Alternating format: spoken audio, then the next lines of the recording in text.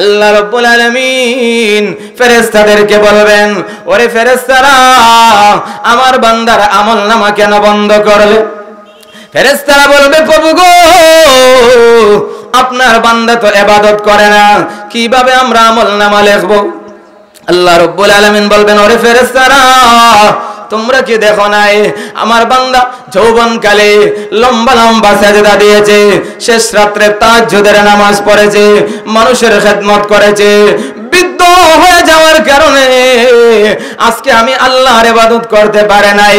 অতএব দেশের সরকার যেইভাবে দুনিয়াতে যৌবনকালে কাজ করলে বৃদ্ধ হয়ে গেলে পেনশন দিয়ে দেয়, আমি আল্লাহ আমার বান্দাটাকে এই বৃদ্ধকালে ইবাদত না করলেও ওই যৌবনকালের ইবাদতের সওয়াব আমি আল্লাহ দিয়ে দিব। সূরা বলেন সুবহানাল্লাহ। আলহামদুলিমান কাদ্দারা খায়রান ওয়া খাবালা, আলহামদুলিমান কাদ্দারা খায়রান ওয়া খাবালা, ওয়া শুকরু লিমান সাওয়ারা হুসনান ওয়া জামালা, ওয়া শুকরু লিমান সাওয়ারা হুসনান ওয়া জামালা, ফারদুন সামাদুন আন সিফাতিল খালকি বারিউ, রব্বুন আযালিয়ুন খালাকাল খালকা কামালা, রব্বুন আযালিয়ুন খালাকাল খালকা কামালা, লা শিবহা ওয়ালা মিসলা ওয়ালা কুফওয়া লিমাওলা, লা ওয়ালাদা ওয়ালা ওয়ালিদা লা আম্মা ওয়া খালা, লা ওয়ালাদা ওয়ালা ওয়ালিদা লা আম্মা ওয়া খালা, লা জিদ্দা ওয়ালা নিদ্দা ওয়ালা হাদ্দা লিমাওলা, আল-আনা কামা কানা ওয়ালাম ইয়ালকা যাওয়ালা, আল-আনা কামা কানা ওয়ালাম ইয়ালকা যাওয়ালা। আওয়াজ দিয়ে বলেন আল্লাহু আকবার। এই আওয়াজে হবে না, শাহজালালের কণ্ঠে আওয়াজ দিয়ে বলেন আল্লাহু আকবার। ওরে মুসলমান, কাল কিয়ামতের কঠিন ময়দানে যৌবনকালের হিসাব দিতে হবে। যৌবনকালের হিসাব না দিয়ে সামনের দিকে আগানো যাবে না। এজন্য রে যুবক ভাই, তোমাকেই বলতেছি, এই যৌবনকালের বড় দাম, বড় দাম। কাল কিয়ামতের কঠিন ময়দানে যখন আল্লাহর আরশের ছায়া ব্যতীত আর কোনো ছায়া থাকবে না, হাসরের মাঠ কায়েম হয়ে যাবে, সূর্য অর্ধ হাত উপরে চলে আসবে, এই জমিনটা তামার হয়ে যাবে, সমস্ত নবীগণ নফসি নফসি বলতে থাকবেন। ওই সময় একটা স্পেশাল ছায়া থাকবে, এর নাম হলো আরশ। قد قال الله تبارك وتعالى في كلامه المجيد وفي فرقانه الحميد أعوذ بالله من الشيطان الرجيم بسم الله الرحمن الرحيم والعصر إن الإنسان لفي خسر إلا الذين آمنوا وعملوا الصالحات وتواصوا بالحق وتواصوا بالصبر. بارك الله لنا ولكم في القرآن العظيم ونفعنا وإياكم بالآيات والذكر الحكيم. সকলেই মহব্বতে জবান খুলে দরুদ শরীফ পড়ি। সাল্লাল্লাহু আলা সাইয়্যিদিনা ওয়া মাওলানা মুহাম্মদ ওয়া আলা আলিহি ওয়া আসহাবিহি ওয়া সাল্লাম। সাল্লাল্লাহু আলা سيدنا ومولانا محمد.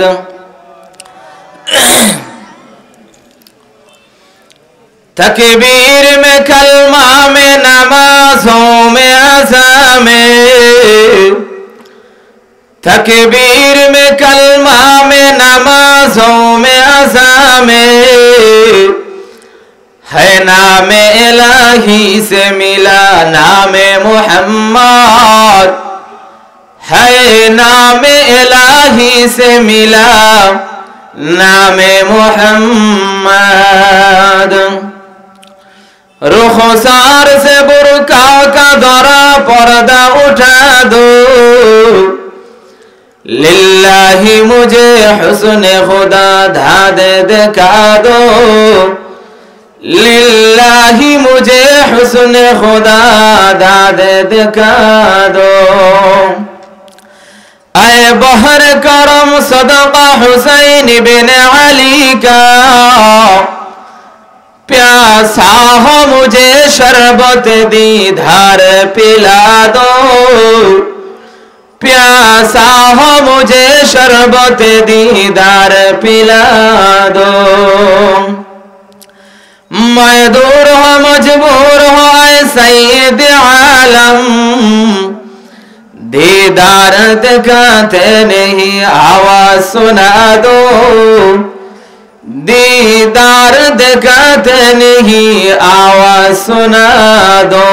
ला इलाहा इल्लल्लाह, झुरे जबान खुले, ला इलाहा इल्लल्लाह, ला इलाहा आरजुरे, ला इलाहा, ला इलाहा इल्लल्लाह मुहम्मदुर রাসূলুল্লাহ।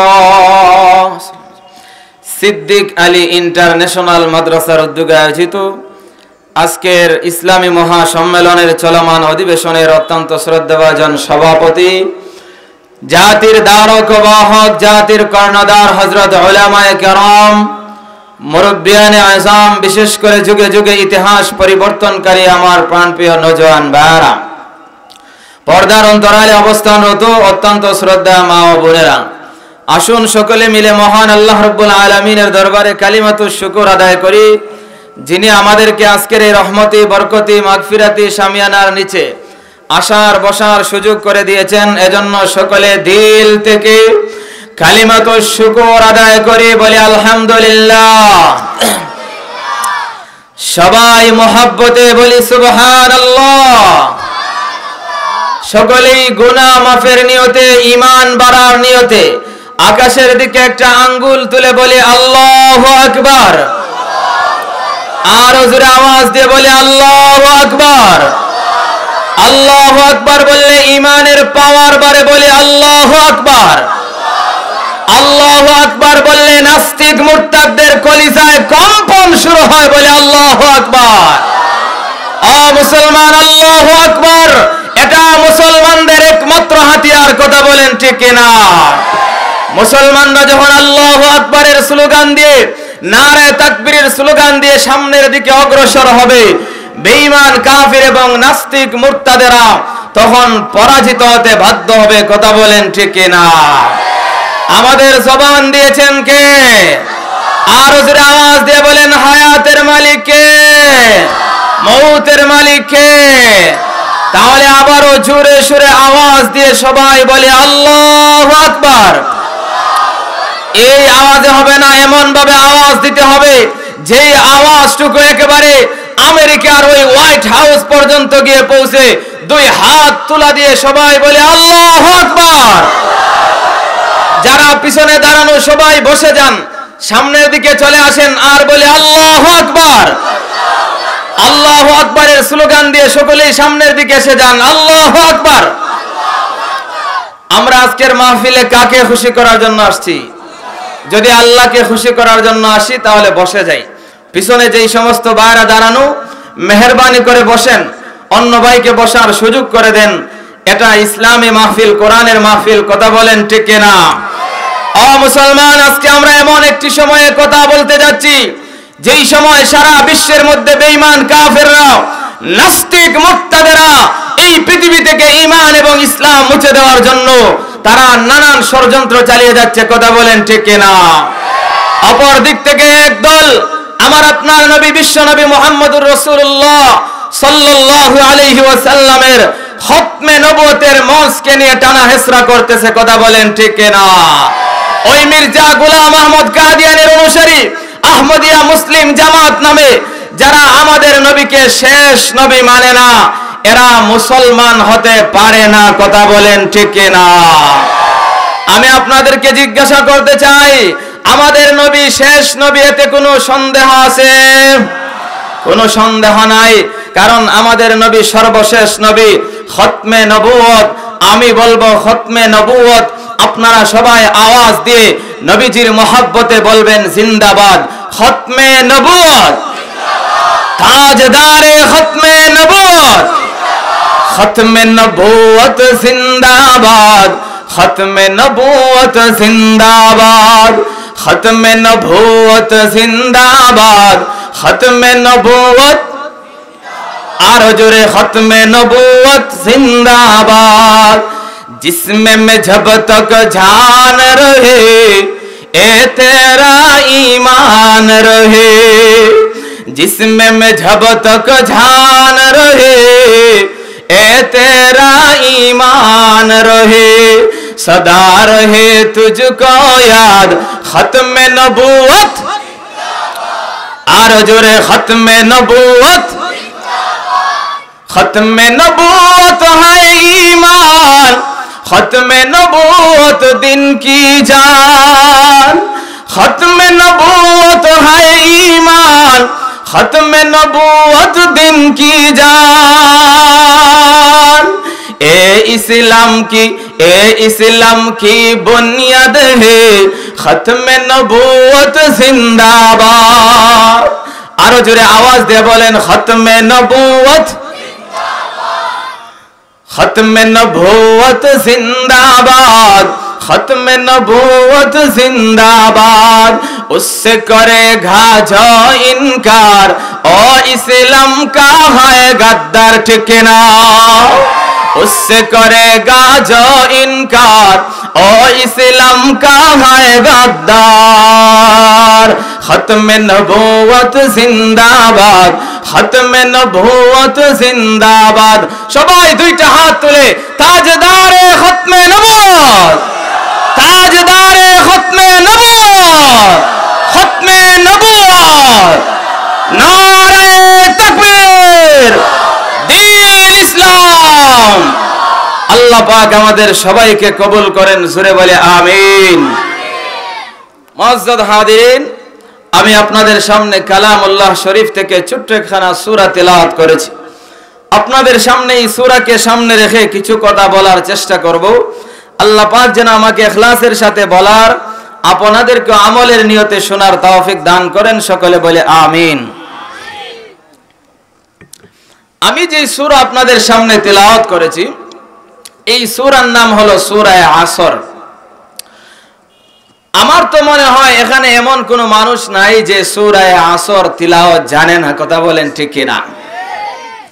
অত্যন্ত ছোট একখানা সূরা, কিন্তু ইমাম শাফি রহমতুল্লাহ আলাইহি বলেন, আল্লাহ পাক যদি কোরআনুল কারীমের এই 30 পারা কোরআন নাজিল নাও করতেন, কোরআনুল কারীমের 114 খানা সূরা নাজিল নাও করতেন, শুধুমাত্র সূরা আসর নাজিল করতেন, মানুষের হেদায়েতের জন্য এই সূরা আসর যথেষ্ট হয়ে যাইত। জোরে বলেন সুবহানাল্লাহ। সাহাবায়ে কেরাম যখন একে অন্যের সাথে দেখা হইতো, তখন একজন আরেকজনকে যতক্ষণ পর্যন্ত সূরা আসর তিলাওয়াত না শোনাইতেন, তখন একজন আরেকজনের কাছ থেকে আলাদা হইতেন না। জোরে বলেন সুবহানাল্লাহ। এই সূরার আলোচনা বোঝার আগে আমাদেরকে যেটা বুঝতে হবে সেটা হলো এই সূরার শানে নুজুল, যাকে মুফাসসিরিনে কেরামের পরিভাষায় সবাবে নুজুল বলা হয়। হযরতে আবু বকর সিদ্দিক রাদিয়াল্লাহু তাআলা আনহু ইসলাম গ্রহণের আগে উনি একজন কাফিরের সাথে মিলেমিশে, দুইজন মিলে ব্যবসা করতেন। উনি যার সাথে ব্যবসা করতেন সে ছিল বেঈমান, আর আবু বকর সিদ্দিকও তখন ইসলাম গ্রহণ করেন নাই। এক সময় যিনি নবীজির দাওয়াত পেয়ে ইসলাম গ্রহণ করলেন, ইসলাম গ্রহণ করার পরে ধীরে ধীরে উনি ব্যবসায়িক লাইনে সময় কম দিতে লাগলেন, যেই কারণে ওনার বন্ধু ওনাকে ব্যবসা থেকে আলাদা করে দেয়। এক পর্যায়ে উনি ব্যবসা বাণিজ্য সবগুলো ঘুটাইয়া ইসলামের দাওয়াতের জন্য, দ্বীনের জন্য সদা সর্বদা নিয়োজিত হয়ে গেলেন। অপর দিক থেকে ওনার বন্ধু দিন দিন ব্যবসা করে দুনিয়ার লাইনে অনেক বড় হতে লাগলো। একদিন আবু বকর সিদ্দিককে দেখে ওনার বন্ধু বলতেছে, হে আমার বন্ধু আবু বকর সিদ্দিক, তুমি তো বড় লোকসানের মধ্যে পড়ে গেলা, তুমি তো বড় ক্ষতিগ্রস্তের মধ্যে পড়ে গেছো। এই ইসলাম গ্রহণ করার কারণে তুমি ক্ষতির মধ্যে পড়ে গেছো। জোরে বলেন নাউজুবিল্লাহ। আমার পানের ভাইরা, তখন আবু বকর সিদ্দিককে সান্ত্বনা দিতে গিয়ে আবু বকর সিদ্দিকের শানে আল্লাহ পাক রব্বুল আলামিন সূরা আসর নাজিল করে জানায়া দিলেন, যারা ঈমান এবং ইসলাম গ্রহণ করে এই সূরায় আল্লাহ তাআলা 4টা কর্মসূচি দিয়ে বলেন, যাদের মধ্যে এই 4টা গুণ থাকবে এরা কখনো ক্ষতিগ্রস্তের মধ্যে পড়বে না। জোরে বলেন সুবহানাল্লাহ। ওয়াল আসরি ইন্নাল ইনসানা লাফি খুসর ইল্লাল্লাযীনা আমানু ওয়া আমিলুস সালিহাত ওয়া তাওয়াসাউ বিল হাক্কি ওয়া তাওয়াসাউ বিস সাবর। আল্লাহ রাব্বুল আলামিন এই সূরার মধ্যে প্রথমেই বলেন ওয়াল আসর, আসরের শপথ, সময়ের শপথ। ওরে মুসলমান, আল্লাহ পাক কেন সময়ের শপথ করলেন? আল্লাহ পাক শপথ করার কোনো প্রয়োজন নাই, কারণ আল্লাহ রাব্বুল আলামিন যত কথাই বলেন না কেন প্রতিটি কথাই সত্য। জোরে বলেন ঠিক না? আল্লাহ পাকের কসম করার কোনো কারণ নাই। দুনিয়া বেলাইনে আমরা যখন কোনো কথার গুরুত্ব বোঝাতে চাই এমনি তখন আমরা কসম করি। কেউ বলে আমার মরা বাবার কসম, কেউ বলে মায়ের কসম, কেউ বলে আমার সন্তানের কসম, কেউ বলে মাজারের কসম, কেউ বলে গাছের কসম। বিভিন্ন দামি দামি জিনিসের কসম মানুষ খায়। জোরে বলেন ঠিক না? কম দামা কোন জিনিসের কসম কোন মানুষ খায় নাই। আজ পর্যন্ত কোন মানুষ কোনদিন বলে নাই জুতার কসম। কথা বলেন ঠিক কিনা? কারণ হলো এই জুতার কোনো দাম নাই, জুতার কোনো মূল্য নাই, এটা পায়ের মধ্যে থাকে, এই জন্য জুতার কসম কেউ বলে নাই। ওরে মুসলমান, আল্লাহ রাব্বুল আলামিন এই সময়ের কসম খাইলেন। আল্লাহ পাক বুঝাইতে চান এই সময়টা আল্লাহর কাছে বড় দামি, এই সময়টা আল্লাহর কাছে বড় মূল্যবান। আল্লাহ পাক রব্বুল আলামিন সময়ের শপথ করে বুঝাইতে চান, ওরে ঈমানদার, আমি আল্লাহর কাছে সময়ের দাম বেশি, অতএব তোমরা এই সময়ের গুরুত্ব দিও। সূরা বলেন সুবহানাল্লাহ। আল্লাহ পাক রব্বুল আলামিন এইভাবে কোরআনের জায়গায় জায়গায় বিভিন্ন সময়ের কসম করেছেন, বিভিন্ন জিনিসের কসম করেছেন। কোন জায়গায় আল্লাহ ফজরের কসম করেছেন, ওয়াল ফাজরি ওয়া লায়ালিন আশর ওয়াশ শাফঈ ওয়াল ওয়াতর ওয়াল লাইলি ইযা ইয়াসর। কোন জায়গায় মহান আল্লাহ দুহার কসম করেছেন, ওয়াদ দুহা ওয়াল লাইলি ইযা সাজা। কোন জায়গায় আল্লাহ রাত্রের কসম করেছেন, ওয়াল লাইলি ইযা ইয়াগশা ওয়ান নাহারি ইযা তাজাল্লা। কোন জায়গায় মহান আল্লাহ চন্দ্র ও সূর্যের কসম করেছেন, ওয়াশ শামসি ওয়া দুহাহা ওয়াল কমারি ইযা তালাহা। কোন জায়গায় আল্লাহ তিনের কসম করেছেন, ওয়াত-তিনি ওয়াজ-যাইতুন ওয়া তুরি সিনিন ওয়া হাযাল বালাদিল আমিন। এইভাবে মহান আল্লাহ রাব্বুল আলামিন কোরআনের জায়গায় জায়গায় বিভিন্ন সময়ের কসম করেছেন, বিভিন্ন জিনিসের কসম করেছেন।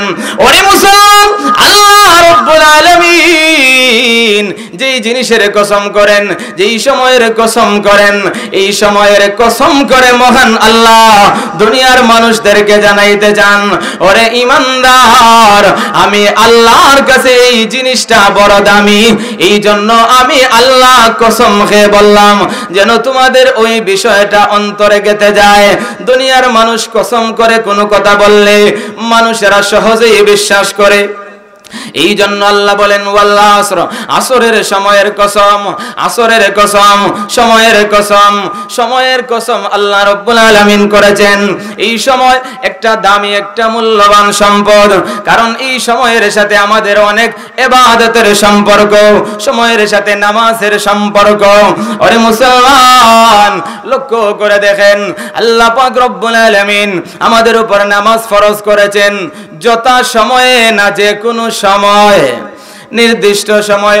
আল্লাহ বলেন ইন্নাস সালাতা কানাত আলাল মুমিনিনা কিতাবাম মাওকুতা। আল্লাহ রাব্বুল আলামিন বলেন, ওরে ইমানদার, আমি আল্লাহ তোমাদেরকে নির্ধারিত সময়ে তোমাদের উপর নামাজ ফরজ করেছি। ফজরের নামাজ যোহরে পড়লে হবে না, যোহরের নামাজ আসরে পড়লে হবে না, আসরের নামাজ মাগরিবে পড়লে হবে না, মাগরিবের নামাজ এশায় পড়লে হবে না। এক ওয়াক্তের নামাজ আরেক ওয়াক্তে যদি পড়েন, এই নামাজ হবে না, নামাজটা কাজা হয়ে যাবে। এই জন্য নামাজের সাথে সময়ের সম্পর্ক, হজের সাথে সময়ের সম্পর্ক, কুরবানির সাথে সময়ের সম্পর্ক, ঈদের সাথে সময়ের সম্পর্ক। এই সময়টা বড় দামি জিনিস।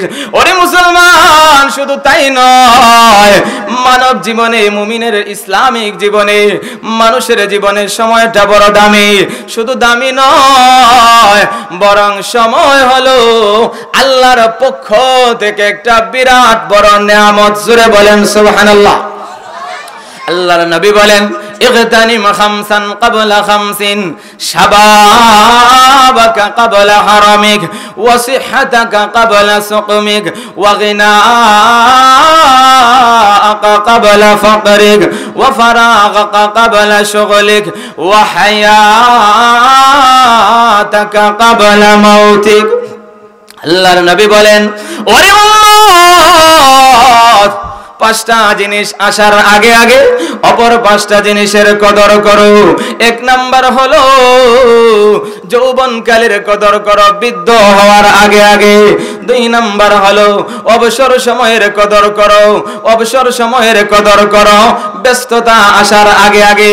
সুস্থতার কদর করো, অসুস্থ হওয়ার আগে আগে। এইভাবে হায়াতে জিন্দেগির কদর করো, মৃত্যু আসার আগে আগে। ওরে মুসলমান, এই হায়াতে জিন্দেগি আমার আপনার জন্য একটা দামি সম্পদ। মওত যখন চলে আসবে, এই হায়াতে জিন্দেগির আর কোনো দাম থাকবে না। এই হায়াতে জিন্দেগিতে যদি একবার আপনি সুবহানাল্লাহ বলেন, একবার সুবহানাল্লাহ বলতে দেরি হবে, আল্লাহর তৈরি জান্নাতে একটা ঘাস লাগতে দেরি হবে না। জোরে বলেন সুবহানাল্লাহ। ওরে মুসলমান, এই জন্য এই সময় এত দামি, এত দামি। হায়াতে জিন্দেগির সময়টা অত্যন্ত মূল্যবান একটা সময়। এই হায়াতে জিন্দেগিটা যদি অবহেলায় কাটিয়ে দেন, হেলায় দোলায় কাটিয়ে দেন, তাহলে আফসোসের কোনো শেষ থাকবে না, আফসোসের কোনো সীমানা থাকবে না। কারণ এই দুনিয়াটা আল্লাহ পাক আমাদেরকে দিয়েছেন ইবাদতের জন্য। এই দুনিয়ায় আমরা হলাম মুসাফির, এখানের মধ্যে সবাই আমরা মুসাফির হয়ে আসছি। আল্লাহর নবী বলেন কুন ফিদ দুনিয়া কাআন্নাকা গরীবুন আও আবিরু সাবিল। আল্লাহর নবী বলেন, ওরে উম্মত, এই দুনিয়াতে তোমরা এমন ভাবে থাকো যেমন কোন মুসাফির অথবা পথিক থাকে। একজন মুসাফির সফরে যখন যায়, কিছু সরঞ্জাম, কিছু জিনিসপত্র সাথে নিয়ে যায়। একজন মুসাফির কিছুদিনের জন্যই যায়, সব কিছু নিয়ে যায় না। অতএব এই পৃথিবীর জমিন, হায়াতে জিন্দেগি, এটা হলো মুসাফির খানা। এখানের মধ্যে চিরদিন থাকবে না, এই জায়গা চিরদিন থাকার জায়গা নয়। আমার বাবাও ছিলেন, বাবা নাই, দাদা ছিলেন, দাদা নাই। এইভাবে সকলেই একদিন চলে যেতে হবে, আমাকেও একদিন চলে যেতে হবে। মরণ যেদিন আসবে, ওই দিন আর আমি আপনি কোনো আমল করা যাবে না, কোনো ধরনের কোনো আমল আপনি করতে পারবেন না।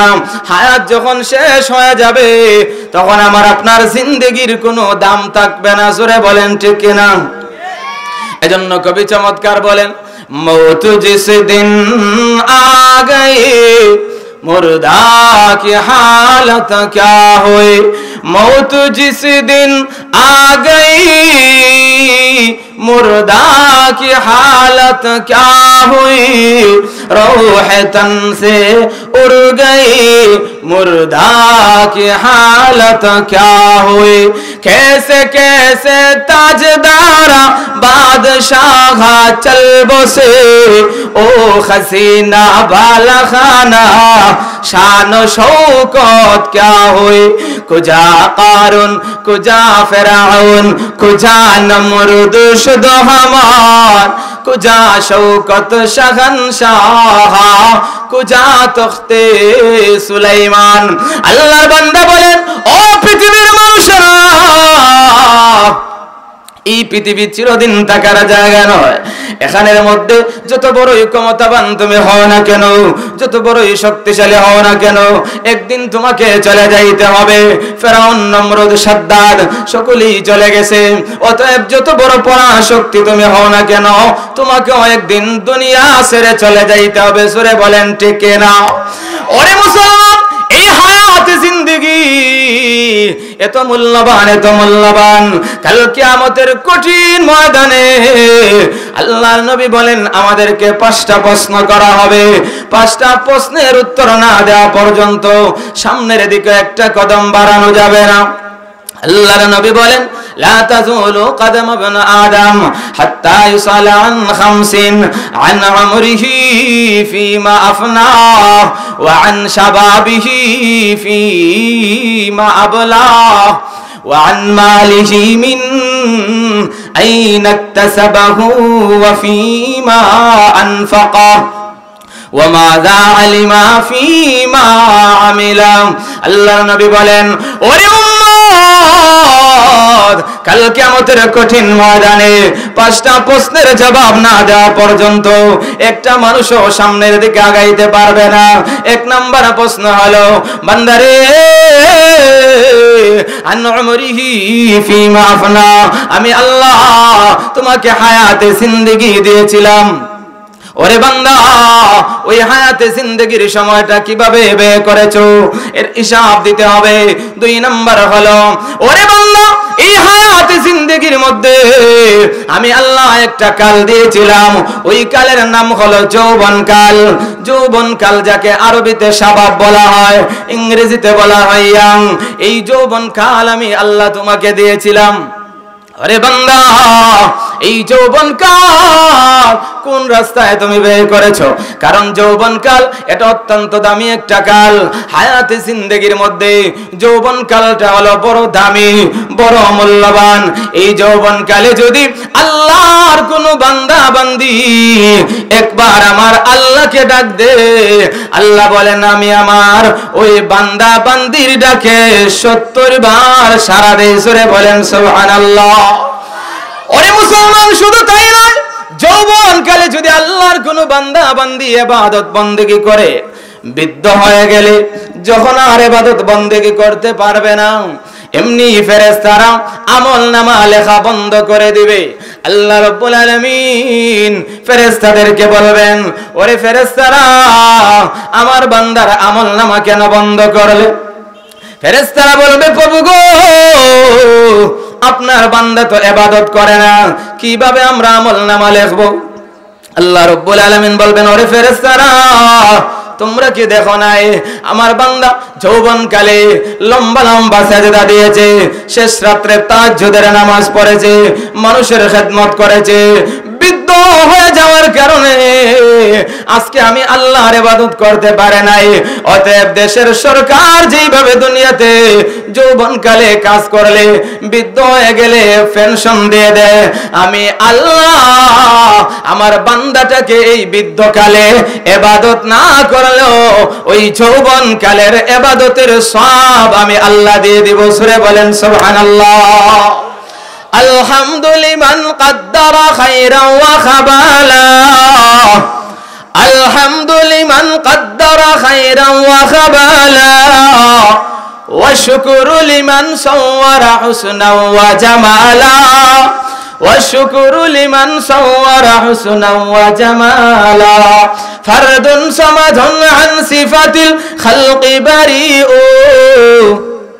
رب أزلي خلق الخلق كمالا رب أزلي خلق الخلق كمالا لا شبه ولا مثل ولا كفو لمولى لا ولد ولا والد لا عم وخالا لا ولد ولا والد لا عم وخالا لا زد ولا ند ولا حد لمولى الآن كما كان ولم يلقى زوالا الآن كما كان ولم يلقى زوالا আওয়াজ দিয়ে বলেন আল্লাহু আকবার এই আওয়াজে হবে না শাহজালালের কণ্ঠে আওয়াজ দিয়ে বলেন আল্লাহু আকবার ওরে মুসলমান কাল কিয়ামতের কঠিন ময়দানে যৌবনকালের হিসাব দিতে হবে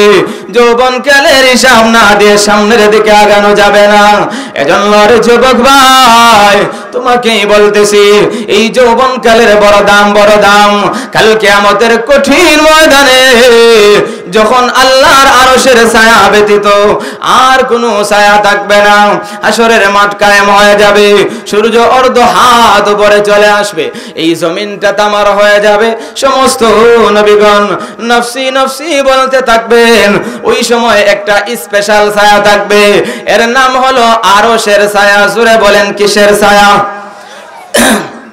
আরশের ছায়া ওই আরশের ছায়া তলে আল্লাহ রাব্বুল আলামিন 7 দল মানুষকে স্থান দিবেন জোরে বলেন কয় দল আল্লাহর নবী বলেন সাবাতু ইউযিল্লুহুমুল্লাহু ফি যিল্লিহি ইয়াওমা লা যিল্লা ইল্লা যিল্লুহু আল ইমামুল আদিল ওয়া শাবুন নাশাআ ফি ইবাদাতি রাব্বিহি ওয়া রাজুলুন কলবুন মুআল্লাকুন ফিল মাসাজিদ ওয়া রাজুলানি তাহাব্বা ফিল্লাহি ইজতামা আলাইহি ওয়া তাফাররাকা আলাইহি ওয়া রাজুলুন طلبته امرأة ذات منصب وجمال فقال إني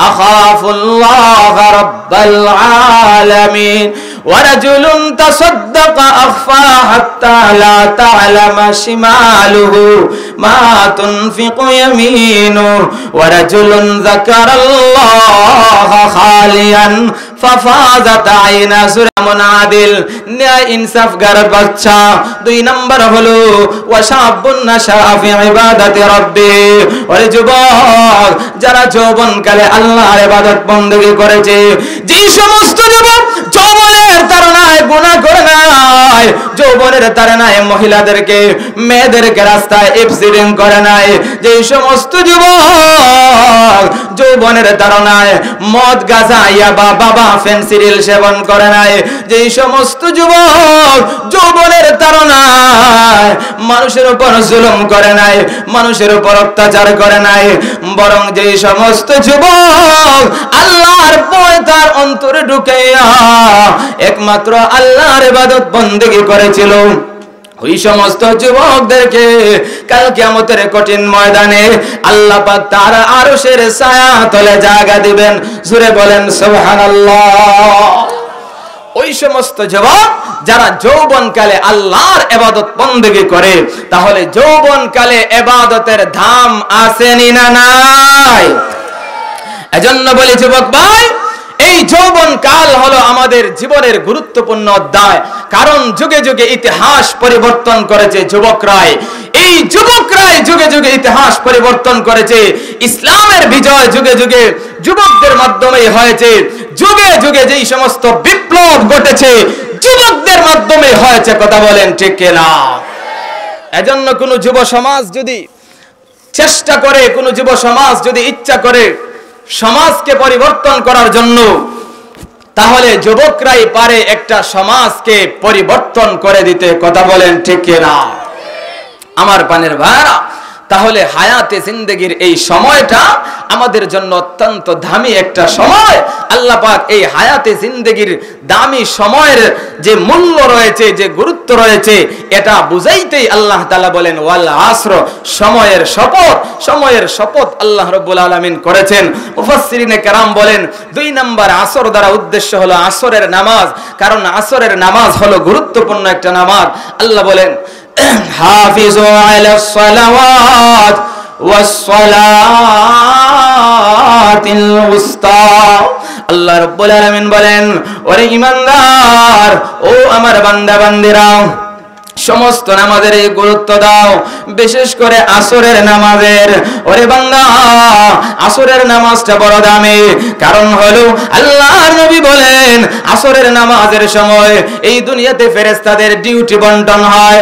একদল ফেরেশতা আমল নামা লেখার জন্য দুনিয়াতে আগমন করে, আরেক দল ফেরেশতা আমল নামা নিয়ে আকাশে আল্লাহর দরবারে যায়। এই জন্য মহান আল্লাহ আসরের কসম করেন। ওরে মুসলমান, এই সময়ের কসম করে আল্লাহ বলেন ইন্নাল ইনসানা লাফি খুসর, নিশ্চয় সমস্ত মানুষ ক্ষতিগ্রস্তের মধ্যে রয়েছে। সবাই ক্ষতির মধ্যে, যত মানুষ রয়েছে সকলেই ক্ষতিগ্রস্তের মধ্যে রয়েছে। এরপরে মহান আল্লাহ বলেন কিন্তু না না, 4টা গুণ যাদের মধ্যে থাকবে তারা কখনোই ক্ষতিগ্রস্ত না। 4টা গুণ যাদের মধ্যে থাকবে তারা কখনোই ক্ষতির মধ্যে পড়তে পারে না। 1 নাম্বার হলো ইল্লাল্লাযীনা আমানু ওয়া আমিলুস সালিহাত ওয়া তাওয়াসাউ বিল হাক্কি ওয়া তাওয়াসাউ বিস সবর। আল্লাহ বলেন 1 নাম্বার হলো ঈমান। ওরে মুসলমান, ঈমানের দাম আছে না নাই? আরো জোরে বলেন ঈমানের দাম আছে না নাই? ওরে মুসলমান, ঈমানের দাম এত বেশি, ঈমানের মর্যাদা এত বেশি। একজন মানুষ যদি যারা পরিমাণ ঈমান নিয়ে কবরে যাইতে পারে, আমার আল্লাহ ওই বান্দাকে এই দুনিয়ার 10 দুনিয়ার সমপরিমাণ জান্নাতের মালিক বানায় দিবেন। জোরে বলেন সুবহানাল্লাহ। 2 নাম্বার হলো আমিলুস সালিহাত, নেক আমল। ঈমানের পরে নেক আমল, বেশি বেশি নেক আমল করতে হবে। শুধু ঈমান আছে নেক আমল নাই তাহলে হবে না, বরং ঈমান আনার পরে নেক আমল করতে হবে। আমাদের সমাজে কিছু মানুষ এমন আছে বলে হুজুর নামাজ না পড়লে কি হবে? ঈমান ঠিক আছে, জোরে বলেন আছে না নাই? আরো জোরে বলেন নাই। ঈমান ঠিক আছে, নামাজ না পড়লে কি হবে? আমি বলি কেমন ঈমান তোমার, যে ঈমান তোমাকে মসজিদে নিতে পারে নাই? কেমন ঈমান তোমার, যে ঈমান তোমাকে ওই হিন্দুদের মন্দিরে যাওয়া থেকে বিরত রাখতে পারে নাই? জোরে বলেন ঠিক কি না? হিন্দুদের গির্জা এই মন্দিরে আর খ্রিস্টানের গির্জায় আর মূর্তি পূজায়, দুর্গা পূজায়, এরপরে গান বাজনা, হাউজিং বাম্পার, ওইগুলোতে যেতে অসুবিধা নাই। কিন্তু কোরআনের মাহফিলে আসতে ওই সময় দেখবেন যে আমি বসতে পারি না, অসুবিধা, এই সেই অনেক অজুহাত। নামাজের কথা বললে অজুহাত, নামাজের কথা বললে অজুহাত, কিন্তু দেখা যায় দুনিয়াবি সব কাজ করতে পারে। যদি বলেন চাচা নামাজ পড়বেন না, বলে আরে বেটা নামাজ না পড়লে কি হবে? আমার ঈমান ঠিক আছে, জোরে বলেন আছে না নাই? আমার পানের ভাইরা, তাহলে ঈমানের পরে নেক আমল। এরপর আল্লাহ বলেন ওয়াতাওয়াসাউ বিল হাক্কি ওয়াতাওয়াসাউ বিস সবর। 3 নাম্বার হলো যারা একে অন্যকে হকের উপদেশ দিবে, একে অন্যকে হকের উপদেশ দিবে, হকের আদেশ দিবে, মানুষদেরকে হকের কথা বলবে। ওরে মুসলমান, যারা মানুষকে হকের কথা বলবে, আল্লাহর কথা যারা মানুষকে বলবে, হকের আওয়াজ যারা পৃথিবীতে বুলন্দিত করবে, এই হকের আওয়াজ দিতে গিয়ে অনেক ধরনের মুসিবত আসবে, নির্যাতন আসবে। কথা বলেন ঠিক কিনা? ওরে মুসলমান, লক্ষ্য করে দেখুন, আল্লাহ নবী মক্কায় 40 বছর পর্যন্ত একজন মানুষ নবীজির বিরোধিতা করে নাই। সকলেই নবীজিকে আল আমিন টাইটেল দিয়েছিল, নবীজিকে আল আমিন বলে ডাকে, as-সাদিক বলে ডাকে। নবীজিকে সকলেই মহব্বত করে, আমানতগুলো জমা দেয়।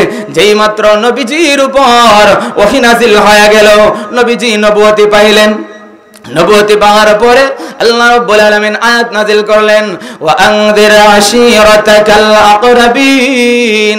ওগো নবীজি, এবার আপনি আপনার নিকটাত্মীয়দের কাছে দ্বীনের দাওয়াত দেওয়া শুরু করেন। আরে উম্মত, দ্বীনের দাওয়াত দেওয়ার জন্য নবীজি জাবালে আবি কুবাইসে উঠে ইয়া সাবা বলে ডাকতে লাগলেন। এমনি মক্কার বেঈমান কাফেররা বলতে লাগলো, কে আমাদেরকে ডাকতেছেন? সকলেই বলল, আব্দুল্লাহর ছেলে মুহাম্মদ আমাদেরকে ডাকতেছে। সকলেই বলে, আব্দুল্লাহর ছেলে মুহাম্মদ যদি ডাকে অবশ্যই ভালো কাজের জন্য ডাকবে। সকলেই যখন পাহাড়ের নিচে জড়ো হয়ে গেল, আল্লাহর নবী বলেন, ও আমার গোষ্ঠীর লোকেরা, আমি যদি বলি এই মুহূর্তে পিছন দিক থেকে একটা শত্রু বাহিনী আসতেছে, তোমরা কি বিশ্বাস করবে? সকলেই বলে, হ্যাঁ বিশ্বাস করব। ওগো মুহাম্মদ, কেন বিশ্বাস করব না? কারণ এই 40 বছরের ভিতরে কোনোদিন মিথ্যা কথা বলতে শুনি নাই। জোরে বলেন সুবহানাল্লাহ। আল্লাহর নবী বলেন, ও আমার গোষ্ঠীর লোকেরা, এমন একটা বিষয়ে তোমাদেরকে আমি দুঃসংবাদ দিতেছি, তোমরা সকলেই এক আল্লাহর উপর ঈমান আনো, আমি বিশ্ব নবীকে নবী বলে স্বীকার করো, না হয় তোমরা অদূর ভবিষ্যতে জাহান্নামে চলতে হবে, জাহান্নামের আগুনের অপেক্ষা করো। এই কথা বলা মাত্রই যে নাকি নবীজির জন্মে খুশি হইয়া মহামূল্যের দাসী সুহাইবাকে আজাদ করে দিয়েছিল, নবীজির চাচা আবু লাহাব বলে উঠলো, তাব্বান লাকা ইয়া মুহাম্মদ আলিহাযা জামাতানা। সুরে বলেন নাউযুবিল্লাহ। ওরে মুসলমান, যে আবু লাহাব নবীজির জন্মে খুশি হইয়া মহামূল্যের দাসী আজাদ করে দিয়েছিল, ওই আবু লাহাব নবীজি ঈমানের দাওয়াত দেওয়ার কারণে, হকের কথা বলার কারণে মুহূর্তের মধ্যেই নবীজির শত্রুতে পরিণত হয়ে গেল। আল্লাহ রাব্বুল আলামিন আয়াত নাযিল করলেন, তাব্বাত ইয়াদা আবি লাহাব ওয়া তাব।